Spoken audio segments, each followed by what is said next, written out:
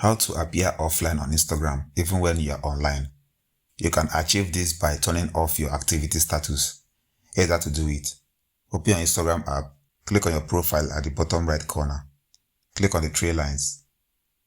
You have to scroll down and click on message and story replies. Now on the section that says who can see you are online, select the first one, show activity status. Now turn this off. Your friends won't see you when you're online. You will always appear offline when you turn this off. So that's how you turn off your activity status on Instagram.